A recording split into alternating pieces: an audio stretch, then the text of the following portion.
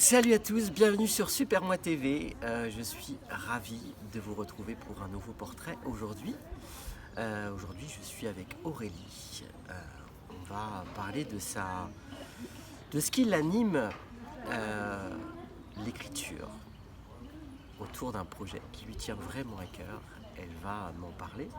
Elle va du coup vous en parler, vous expliquer qu'est-ce qui l'a amené à ça. J'ai hâte de vous la rencontrer, c'est une jeune femme formidable, passionnante, voilà. Eh bien, à tout de suite avec Aurélie. Salut Aurélie. Salut Franck. Merci de te prêter, j'allais dire, à la fois au jeu et à ces confidences en fait.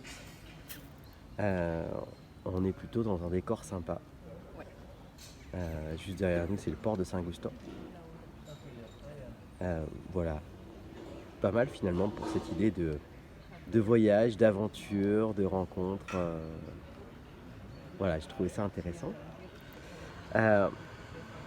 J'avais vraiment envie qu'on aborde tous les deux cette idée du truc qui nous anime dans la vie en fait, ou des trucs, parce que pas forcément, il n'y a pas qu'une chose qui nous anime, mais plein. Et les moments où en fait il y a quelque chose de fort qui fait qu'on se met en action en fait. D'accord. Et du coup, toi, voilà, ce qui t'anime fortement, c'est l'écriture. Oui. Oui, j'adore écrire, c'est vrai. Tu te souviens, parce que toi, t'es lyonnaise Oui. d'origine. Oui. Alors peut-être que tu vas me raconter comment tu es venue à la Bretagne petit à petit, mais moi j'aurais une première question qui serait, est-ce que tu te souviens du plus loin possible, d'où te vient ce truc de l'écriture? Tu te souviens ou pas? Gamine, l'écrit, t'étais à l'aise, t'aimais les mots, J'étais globalement meilleure quand même dans les matières littéraires que scientifiques, même si les matières scientifiques m'intéressaient. Ouais. Mais naturellement, j'étais déjà plus à l'aise pour lire des textes et les interpréter que d'écrire des formules mathématiques. D'accord, ok. Clairement. L'écriture, ça a pris de la place encore un petit peu plus, à quel moment en fait? Je crois que l'écriture, avec la fac, je pense.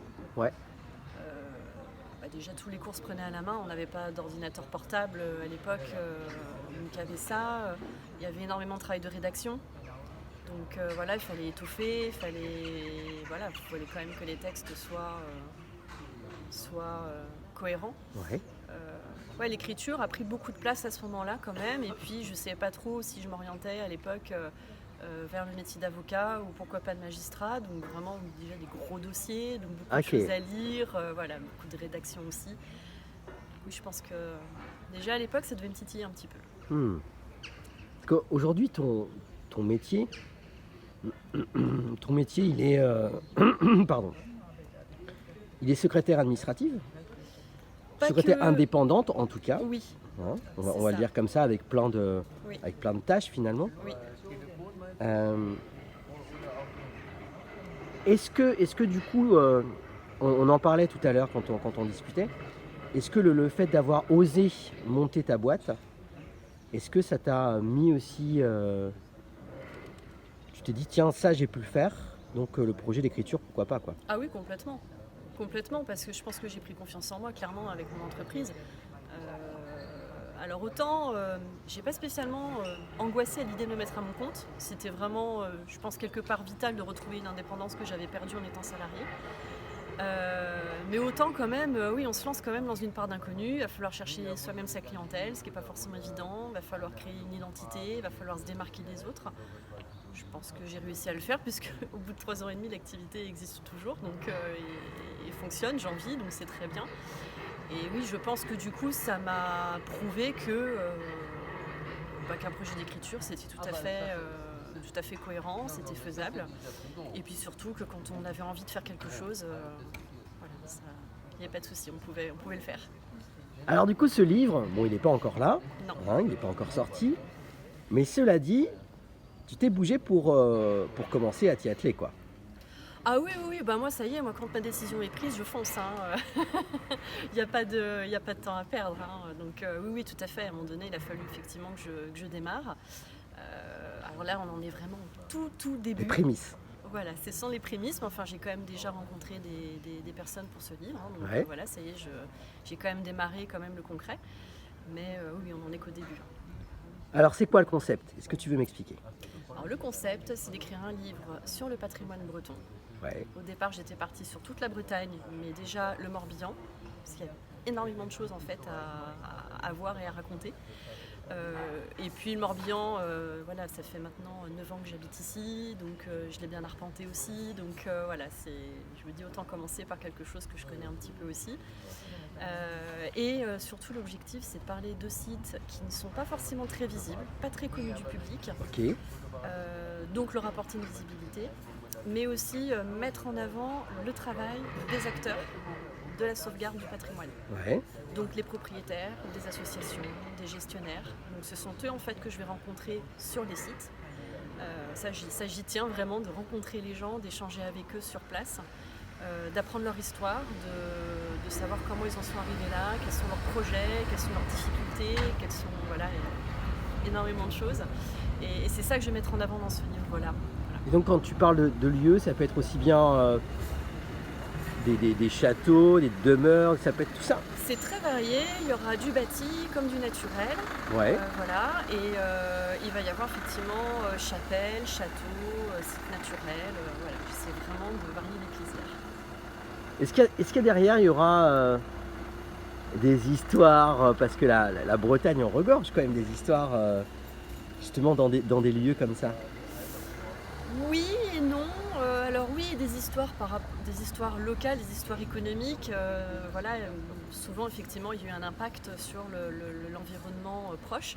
Donc ça oui, effectivement je vais en parler puisque c'est intimement lié au lieu que je vais visiter. S'il y a des anecdotes, oui je vais en parler aussi, bien Ouais. évidemment. Si je demande aux propriétaires, voilà, s'ils n'ont pas, en réfléchissant à leur parcours, quelque chose qui leur vient à l'esprit spontanément. Ouais. Alors des fois oui, des fois non. Ouais, c'est ça. C'est surprenant, mais donc voilà. Donc, Hmm. mais oui, il y aura ce genre de petites choses sympathiques. Hmm. Mm. Au moment où tu as décidé de te lancer dans cette écriture, tu te souviens qu'est-ce que ça t'a fait à l'intérieur? Pardon, plein de choses. Plein de choses. J'étais satisfaite d'avoir pris cette décision. J'étais soulagée parce que je pense que c'est vraiment... il y a eu un long cheminement quand même avant d'en arriver là, avant d'arriver à prendre cette décision. Et puis, oui, une petite pointe de stress aussi, c'est-à-dire que... Ouais, L'adrénaline, quoi. L'adrénaline, je crois, plus que vraiment du stress. Et ça, c'est l'adrénaline. Donc, puis me dire, bon, bah, maintenant c'est bien, j'ai pris ma décision, je sais que je vais me lancer parce que voilà, c'est acté dans ma tête. Et puis, il va falloir que j'organise tout ça. Voilà, pour mener à bien le projet. Donc, et ça s'organise bien, en fait. J'imagine que la première personne à qui tu as parlé du livre, c'est ton chéri, Ah bah oui. évidemment. Ah bah mon mari, oui, c'est sûr, c'est plus que ma moitié. Enfin voilà, Ouais. on fait pratiquement tout ensemble, sauf travailler aujourd'hui, mais... Ouais. Il y a ce truc de quand on dit aux autres qu'on va le faire, c'est presque qu'on n'a plus le choix, quoi. Oui, alors c'est vrai que la première fois que j'ai publié pour dire coucou c'est moi, alors je viens pas vous parler de mon travail, mais je viens de vous parler de mon projet que je lance, là je me suis dit bah maintenant c'est bon. T'as Là, plus on le y choix, va. cocotte, on y va, quoi. J'ai plus le choix, mais j'ai fait exprès de le lancer. Ouais. Comme ça, en me disant allez maintenant cette fois-ci c'est doublement acté. Ouais. Super challenge. Ouais, c'est clair. Tu t'es fixé un temps. Il y a des objectifs autour de ça? Alors, il y a des objectifs de temps, parce que sinon, si on ne s'en fixe pas, on n'avance pas. Moi, l'idéal, c'est de réunir à minima 20 sites d'ici fin novembre. Fin novembre, d'accord. Voilà, Ok. alors 20, ça peut paraître peu, mais en réalité, par rapport à la façon dont je vais aborder chaque site, il y aura quand même un gros travail derrière, donc 20, je pense que ce sera bien. Ensuite, il y aura une campagne de financement participatif que je vais lancer l'année prochaine. Ouais. Je pense en février, mars, peut-être avril, mais vraiment dernier délai. Il faut que je fasse mes devis avant aussi pour voir à peu près ce dont je vais vraiment avoir besoin, ce que je peux moi apporter aussi de mon côté. Et puis, si la campagne fonctionne, idéalement, j'aimerais que mon livre sorte fin 2022. Ok. D'accord. Une année et demie, quoi, à peu près. Une bonne année et demie. oui, D'accord. tout à fait. T'as déjà un peu de... Est-ce que tu as des attentes sur ce qui pourrait se passer Par rapport au livre, des par rapport au attentes? livre, par rapport à ce que ça va créer derrière pour toi?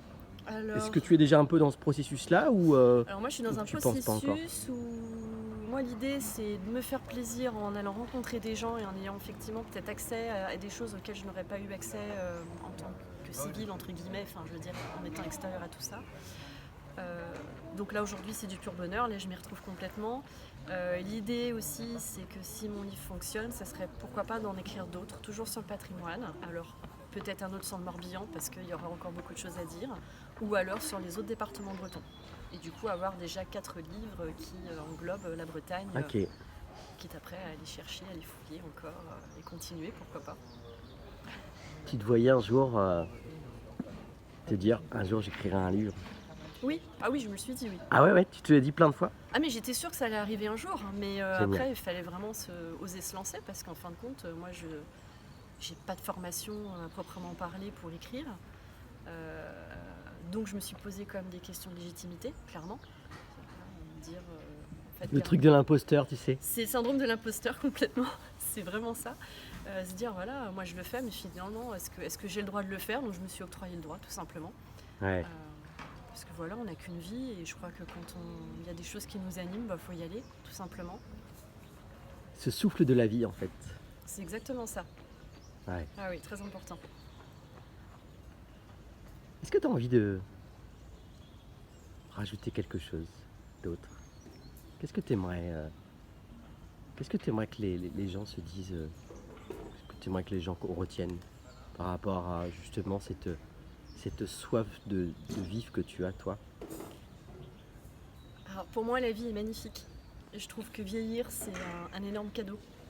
Avoir des rides, avoir des cheveux blancs, parce que c'est vraiment pas donné à tout le monde. Je trouve que quand on a cette chance de vivre longtemps, déjà on se dit que la vie est courte. Malheureusement, il y en a pour qui c'est beaucoup plus court. Donc je pense que voilà, moi j'ai toujours eu conscience de ça. Et à partir de là, j'ai une soif vraiment de vivre pleinement. J'ai la chance de pouvoir dire aujourd'hui que je n'ai aucun regret. Et il faut que ça dure. Donc je fais tout ce qu'il faut pour ne pas avoir de regrets dans ma vie. Je crois que le jour où je décède, je voudrais vraiment qu'on mette sur ma tombe sans regret, quoi. C'est à profiter pleinement de la vie. Merci beaucoup Aurélie pour ce moment tous les deux, c'était super. Merci à toi surtout.